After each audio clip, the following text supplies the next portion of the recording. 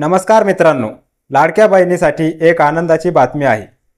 कारण राज्य सरकारने लाडकी बहीण योजनेचा तिसरा हप्ता टाकण्याची तारीख जाहीर केली आहे। त्यानुसार येत्या 29 तारखेला लाडक्या बहिणींच्या खात्यात तिसरा हप्ता जमा होणार आहे। यापूर्वीच या योजनेचे 2 हप्ते जमा झालेले आहे। आता तिसऱ्या हप्त्याची आतुरता लाडक्या बहिणींना लागली होती।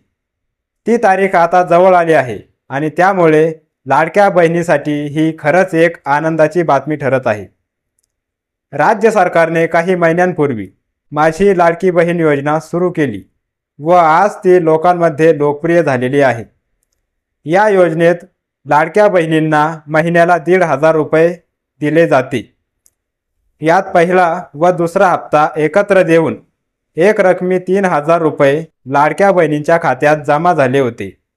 पण सर्वांना ते त्यावेळी मिळाले नाही, कारण काहींचे खाते आधारशी जोडलेले नव्हते, शिवाय काहींची KYC ही झालेली नव्हती।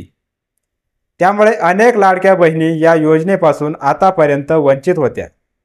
त्यांना पहिला व दुसरा हप्ता मिळाला नाही।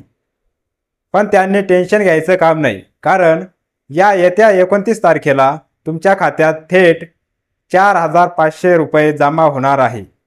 म्हणजेच काय तर मागील 2 हप्ते व आताचा चालू हप्ता एकत्र करून राज्य सरकार अशा लाडक्या बहिणींच्या खात्यात एकखटी 4,500 रुपये जमा करणार आहे।